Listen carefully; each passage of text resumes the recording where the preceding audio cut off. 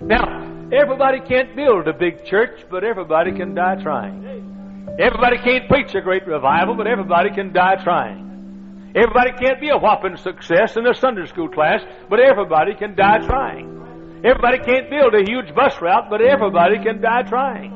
I say to die trying is greater success than to succeed. For if you keep on going and are not succeeding, and yet you succeed in continuing to try until you die, I contend that that is the greatest success of all. Jeremiah was told he would not succeed when he started. God called Jeremiah and said, "You're going to be a flop." He said, "You're going to meet with violent opposition. Kings will oppose you. Priests will oppose you. Family will oppose you. Country will oppose you. Your race will oppose you. And you're not going to be successful as the world counts success." Jeremiah went to prison. His hometown, Anathoth, threatened to kill him. He was not even allowed for a season in the house of God. He was not even allowed to come to the house of God for a season. He was lonely, misunderstood. He led no great revival. He built no great church. 41 years he preached. Never had a great revival. Never had fire fall on Mount Carmel. Never built a great church. He preached under the reign of 6 different kings for 41 years.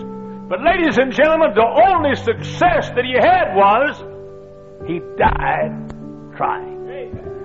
Anybody can die trying. Everybody can't meet the success of a Frank Norris or a G.B. Vick. Everybody can't do that, but bless God, anybody in the world can do what God has called them to do and die trying. And God said to Ezekiel, "Ezekiel, you're going to flop. As men count success, you're going to flop." Ezekiel preached for 22 years. He was told that he would never succeed as a preacher. He married a beautiful woman. The Bible says she was called the desire of his eyes. Had a lovely child. The baby died. But Ezekiel kept trying. Would stand up and preach. Get right with God. Judgment's going to come. Get right with God. Judgment's going to come. And praise God, I'm proud of these preachers across the country that don't pastor in these big cities and don't have these giant churches who are in little towns of a few hundred people or out in the country somewhere. Just keep on going. Their picture's never in the sword of the Lord, revival fires, but to keep on going. And though they are not counted success on earth, God counts anybody a success who dies trying. Next morning, Ezekiel would get up, go down to the same place on the street corner, preach the gospel. The nation was in captivity in Babylon, and he was a captivity preacher. He'd preach the gospel, and stones would pelt his face, and blood would roll down his back, and blood would come off his brow. But he kept on preaching. Get right with God. You give me that preacher won't quit. You give me that preacher keeps on going. Deacons don't like him, he keeps on going. Ministerial Association doesn't like him, he keeps on going. Denomination doesn't like him, he keeps on going. And you give me that child of God that does the same thing. The battles come, you keep on going. Heartaches come, you keep on going. Wipe them off, brush them off. Burdens come, you keep on going. Ezekiel kept on preaching and kept on preaching. He'd come home at night. He knew one thing, there's a beautiful woman there who loved him with all of her heart. Get that wet warm towel, moistened warm towel, wipe the blood off his face and the blood off his back, and she'd hug him and give him a big kiss. Nice warm meal on the table. One night Ezekiel came home. His back was caked with blood, dried blood in his face, with blood from the stones that had hit him. His memory was echoing those dirty words he'd heard while he was preaching. He comes home and he says, "Thank God there'd be that light in the window," but there was no light in the window. Ezekiel wondered why the light wasn't in the window, and he came to the house, and some neighbors were there. They walked out, and Ezekiel said, "What's wrong?" And the neighbors said, "You haven't heard?" Ezekiel said, "No, what's wrong?" They said, "Your wife had a stroke today. She's unconscious. She's at the point of death." Ezekiel goes in, that faithful man of God goes in and sees those lips that his had touched so often, sees that body that he had embraced so often, sees those hands that had wiped his brow, and sees those feet that had rushed to meet him at the door, and there they're lifeless, and she ebbs away. And finally, during the night sometime, his wife dies. Next morning comes, Ezekiel turns and gets his Bible and takes off downtown to preach on the street just like he did yesterday. And the neighbors say, Ezekiel, what are you doing? He said, I'm going to preach. And they said, but your wife's lying in state. He said, I've been called of God to be a watchman on the wall. I'm going to preach. But Ezekiel, you know what the custom is. The custom is to have some days of mourning.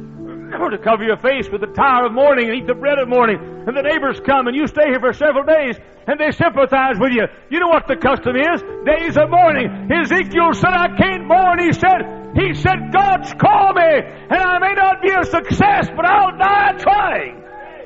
Next day, Ezekiel's out on the street corner saying, get right with God, tears rolling down his cheeks, his dear wife lying in state.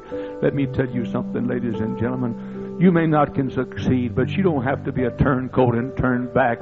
You can keep on trying. And if you get knocked down, get up and try. And if you get knocked down, get up and try. I've been knocked down a few times in my life, but know how it is to get up. And by the way, next time you hear I got knocked down, you just keep the phone on the hook, because I'll be calling you, and I'm going to be telling you I got back up again. That statement that he made when he got the next morning, went to preach, rings in my ears that even my wife died, and I did in the morning as I was commanded. Don't forget that statement. And even my wife died, and I did in the morning as I was commanded. Don't forget that statement. And even my wife died, I did in the morning as I was commanded. And even my wife died, I did in the morning as I was commanded. And even I got fired from a job, but did in the morning as I was commanded. And even my baby died, but I did in the morning as I was commanded. And even my baby was stricken with a disease of leukemia, but I did in the morning as I was commanded. And even my husband left me for somebody else, but I did in the morning as I was commanded. And even I found out I had cancer, but I did in the morning as I was commanded. Thank God for those people that keep on trying and keep on trying. And though they never have their picture in the paper of successful great men, they were successful because they died trying. What did Ezekiel do to be successful? Where is the big church he built? Where is the great campaign he held? Where is the great school he founded? What did he do? What success did he have? He had the greatest success known to mankind. He died trying. Isaiah. By the way, I want to say this. It's easier to be faithful and succeed than it is to be faithful trying to succeed. Isaiah, he was called and told he would never succeed. He was warned that the people would not succeed, would not hear his message for 60 years. I've been pastoring 46 years. For 60 years he preached under 4 different kings. Never had an increase in attendance. Never was the largest church in the nation. Never led the association in baptisms. After 60 years, the only success he had was the greatest success you can have, and that is, by cracky, he died trying. You folks that don't try, you're not going to amount to much.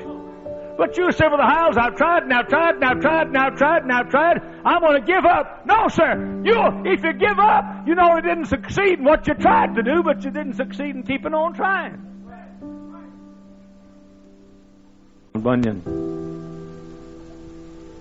in jail 12 years. There's no Bunyan Memorial Chapel in England. There's no Bunyan Tabernacle. John Bunyan in jail 12 years. His little blind daughter came one day and said, Daddy, I've got some good news for you. You can get out of jail, as he fellowshiped with the rats and cockroaches in the jail cell. And he said, Daddy, I've got some news for you. You know you're in prison because you've been preaching on the streets. I've got some news. The judge says that if you'll never preach on the streets again, you can get out of jail and come home to Mommy and me. And John Bunyan looked at his little blind daughter, and he said, Honey, I want to leave jail. I want to be with Mommy and you. But if I get out of jail today, I'll preach on the streets tomorrow. I said, when God called me to preach, and I was the least likely prospect to be a preacher in our church or my school. I said, when God called me to preach, I may never preach a sermon. I may never pastor a church. I may never perform a wedding. I may never conduct a funeral. But God's called me to preach, and if I never do one of those things, I am going to die trying. Give me some people who not people who are success-oriented, but faithful-oriented. I said, when I went to Arlington, Texas, at the Texas University in Arlington, the dean told me I'd never make a preacher. He said, best thing you do is be a plumber or electrician. You'll never be able to preach. You can't talk. You can't make a speech. You're too shy.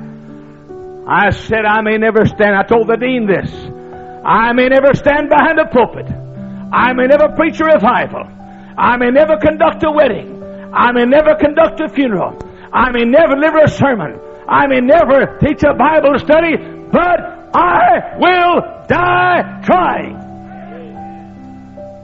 I said when I preached my first sermon at Cedar Temple Baptist Church in Dallas, Texas on a Wednesday night, stood up and couldn't think of a thing to say, and after 3 minutes I sat down in failure, crying, tears rolling down my cheeks, and one fellow walked by and said to me, how you ought to give up on this preaching business. You'll never amount to anything. You'll never be a preacher.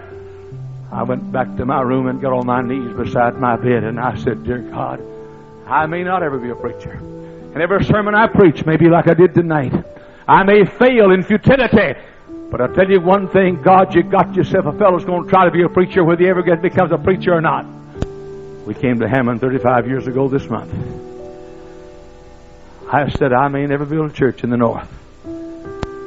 I may never have a convert in the north. I'm a southern boy, Texas boy. I do not know how it's going to be. But brother, 35 years ago this month, there's one thing I did know when our car pulled in over there at 8232 Greenwood, where we've lived for 35 years.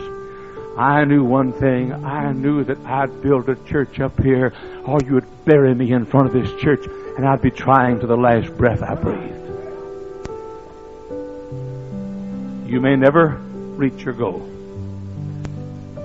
And goals, I think, are highly exaggerated.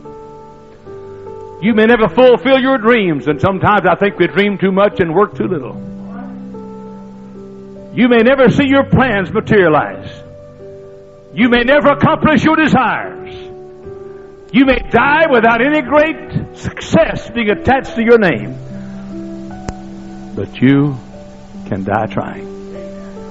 And that, ladies and gentlemen, is the greatest of all successes.